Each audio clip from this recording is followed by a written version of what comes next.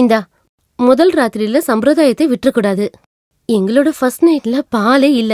யாருக்கும் இங்க ஞாபகமே இல்லையா. அதுக்கப்புறம் தான் ஹோட்டல்ல போய் பால் வாங்கிட்டு வந்து கொடுத்தாங்க. அதுவும் பால் இல்ல, பால்கோவா.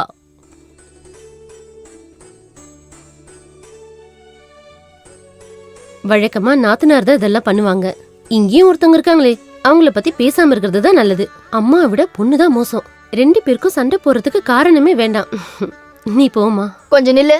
இந்த சடங்கெல்லாம் பண்ண வேண்டிய உரிமை நாத்தனாருக்கு தான் இருக்கு. உன்னை யாரு குடுக்க சொன்னா? ஓஹோ, அதுக்கு நீ இங்க இருக்கணும்ல. நீ எங்க போன? நான் கல்யாணம் பண்ணிக்கும் போது இந்த உரிமையெல்லாம் பார்க்கவே இல்ல. தேவையில்லாத பேசாத, நீ போமா.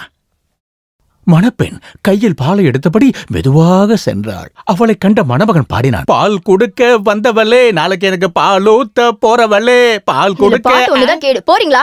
நான் பாடினது பிடிக்கலையா? ஓ, பால் வேண்டாமே. இல்ல, இதுல கொலஸ்ட்ரால் அதிகமா இருக்கும்ல, அதனால தான். இல்ல பரவாயில்ல, இருக்கட்டும்.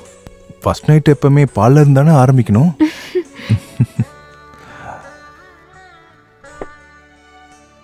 இங்க உட்காரலாமே. உட்காரு.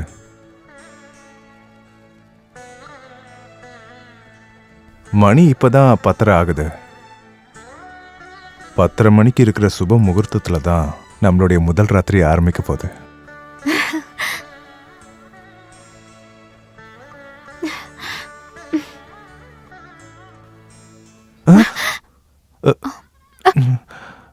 அம்மா கூப்பிடுறாங்க, இப்ப வந்துடுறேன். கூப்பிடுறதுக்கு நேரம் காலன்றதே இல்ல. என்னம்மா? 9 மணி ஆகிறதுக்குள்ள கதவை பூட்டிக்கிட்டியா? வந்து பந்தல் போட்டவங்களுக்கு காசை கொடு. வாடா. இந்த பக்கம்.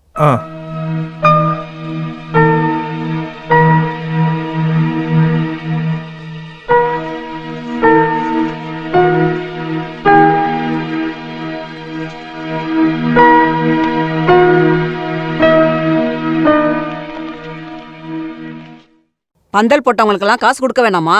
அதுக்கு எதுக்கு அவனை கூப்பிட்டீங்க? நான் கொடுத்தா வாங்க மாட்டாங்களா? அவங்களுக்கு எவ்வளவு கொடுக்கணும்னு வாசுக்கு தானே தெரியும். அது எவ்வளோன்னு கேட்டு நானே கொடுத்துக்கிறேன், நீ மேல போ. உங்களுக்காச்சும் ஒரு காமன் சென்ஸ் இருக்கே.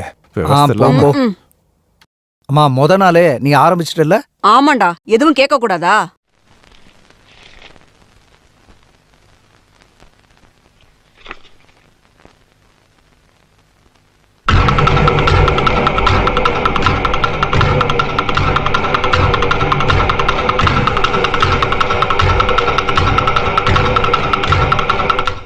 கோச்சிக்கிட்டியா?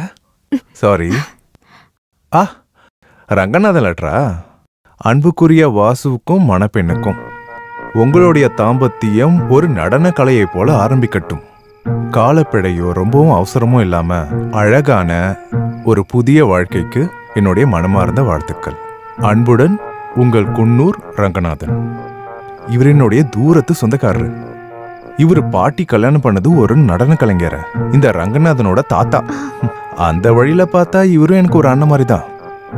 இவரு பெரிய பணக்காரரு, கலை ரசிகரு. ஆனா பொண்ணு விஷயத்துல இவர் ரொம்ப வீக்கு. புரிஞ்சுதா? என் மேல ரொம்ப பாசமா இருப்பாரு. எனக்கு இன்னும் கல்யாணம் ஆகலன்னு தெரிஞ்ச உடனே என்கிட்ட பேசினாரு. உனக்கு சிவப்பா இருக்கிற அழகான பொண்ணு வேணுமா இல்ல பணம் வேணுமான்னு கேட்டாரு. நான் சிவப்பா அழகா இருந்தாலே போதும்னு சொன்னேன். அதுக்கப்புறம் தான் ரங்கண்ண மாமாவை என்கிட்ட அனுப்புனாரு.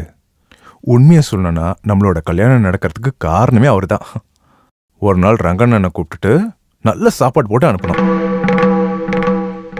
பயப்படாத, நீ நினைக்கிற மாதிரி மோசமான ஆள்லாம் இல்ல. ரொம்ப மரியாதையான மனுஷன். ரொம்ப கௌரவமா நடந்துப்பாரு. அவரை பார்க்கணுமே. அவரை எந்த பொண்ணு பார்த்தாலும் விரும்பிடுவாங்க. இல்ல, நம்ம எதுக்கு இப்ப மத்தவங்க கதையெல்லாம் பேசிட்டு இருக்கணும்? அப்புறம் என்னோட குடும்பத்துல இருக்கவங்க எல்லாத்தையும் பாத்தியா? ஓ, கை என்ன இவ்வளவு சில்லுன்னு இருக்கு? அழகான பொண்ணுங்க கையெல்லாம் இப்படிதான் சில்லுன்னு இருக்குமா? என்ன, இதுக்கு முன்னாடி அழகான பொண்ணுங்க கை ஐயோ, பிடிச்சிருக்கீங்களா? முதல் முறையா பாக்குற பொண்ணும் கைய பிடிக்கிற பொண்ணும் நீதான்.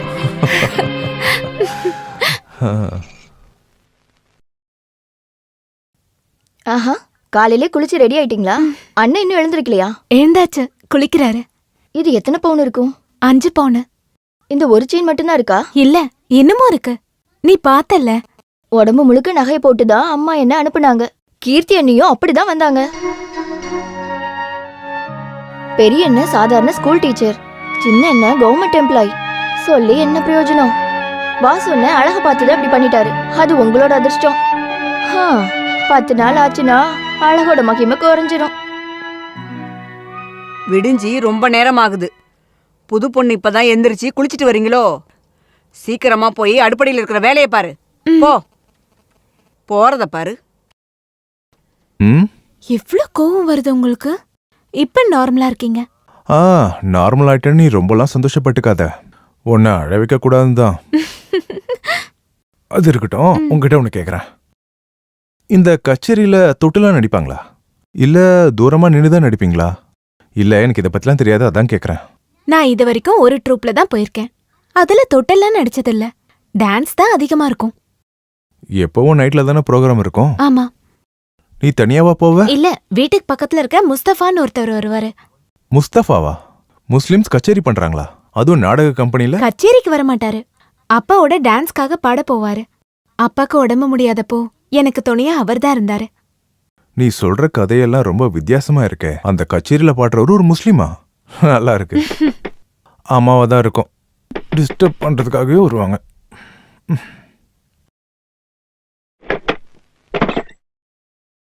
என்ன மச்சான், என்ன வேணும்? குன்னூர் ராமநாதன் ஃபோன் பண்ணாரு. என்ன விஷயம்? அவரு நாளை காலையில இங்க வராராம், உங்க 2 பேரையும் பாக்குறதுக்கு.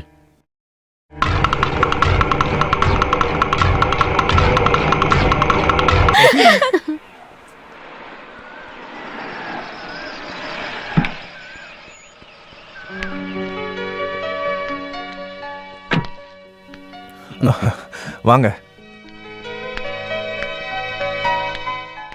நான் வரேன்னு நீ ஒரு நாள் லீவ் போட்டல? ஆமா. அப்படியாவது நீ ஒரு நாள் லீவ் எடுத்தியே, நல்லதுதான். இருந்தாலும் நீங்க என்னோட கல்யாணத்துக்கு வந்திருக்கலாம். உண்மையை சொல்லணும்னா உன் கல்யாணத்துக்கு வரணும்னு ரொம்ப ரொம்ப ஆசைப்பட்டேன். முடியாம ஆயிடுச்சு. ஒரு லாங் டூர் போக வேண்டியதாயிடுச்சு. ஒரு கதக் டான்ஸ் குரூப்போடு சேர்ந்து நிறைய இடத்த சுத்தி பார்த்தேன். காசி, ஹரித்வார், அந்த மாதிரி நிறைய இடம் பார்த்தேன். ரொம்ப அற்புதமான அனுபவம். அப்ப நீங்க கோவிலுக்கெல்லாம் போக ஆரம்பிச்சிட்டீங்களா? சாதாரணமா வாழ்ந்து சலிச்சு போச்சு, அதான் ஆன்மீகவாதி ஆயிடலான்னு. அம்மா இல்லையா? யாரும் இல்ல. அம்மா, நிர்மலா, அண்ணன், அண்ணி எல்லாரும் ஸ்ரீதர் மாமாவோட பேரனுக்கு ஃபங்க்ஷன் சொல்லி கோயம்புத்தூர் வரைக்கும் போயிருக்காங்க. ஸ்ரீதர் மாமாவும் அதிர்ஷ்டசாலிதான். உன் மனைவியை நான் பார்க்கவே இல்லையே. இத கூப்பிடுறேன். சொப்னா, இவதானே என்னோட மனைவி சொப்னா. நான் சொல்லியிருக்கேன்லண்ணா, அவங்க தான் இவங்க. நைட்டு வர்றதுக்கு ரொம்ப லேட் ஆயிடுச்சு. இன்னைக்கு ஈவினிங் நான் சென்னை போறேன். கொஞ்ச நாள் கழிச்சு தான் திரும்ப வருவேன். அங்க இருக்கிற கலாஷேத்திரத்துல ப்ரோக்ராம் பேசியிருக்கேன். போறதுக்கு முன்னாடி உங்களை பார்த்துட்டு போலான்னு வந்தேன். நீங்க இப்போ நிறைய டிராவல் பண்றீங்க போல. நிறைய ஊருக்கு போய் சுத்தி பார்க்கறது பெரிய அனுபவம் இல்ல? இது ஒரு விதமான மன நிம்மதிக்கு தான், ஒரு அமைதிக்கான தேடல். ஊரெல்லாம் சுத்தி பார்த்தாச்சு, இனி காடுகளுக்கு தான் போகணும். நீங்க சாப்பிட்டு தான் போகணும். எங்க கல்யாண சாப்பாடு நீங்க சாப்பிடல, அதனால நீங்க இப்ப சாப்பிட்டு தான் போகணும். வேணா வாசு, நான் நிறைய இடத்துக்கு போக வேண்டி இருக்கு. அப்ப டீயாவது குடிங்க. நீ போய் வேண்டா, நான் ஒன்னும் இங்க வெளியாள் இல்லைல்ல. அப்புறம் எதுக்கு இந்த தேவையில்லாத ஃபார்மாலிட்டிஸ் எல்லாம்? இது என்னோட சின்ன அன்பளிப்பு. ஹரித்வார்ல வாங்கின குங்குமம். ஹரித்வார்ல இருக்கிற குங்குமத்தை போட்டுக்கிட்டா தீர்க்க சுமங்கலியா இருப்பாங்கன்ற நம்பிக்கை இருக்கு. இந்தம்மா வாங்கிக்கோ.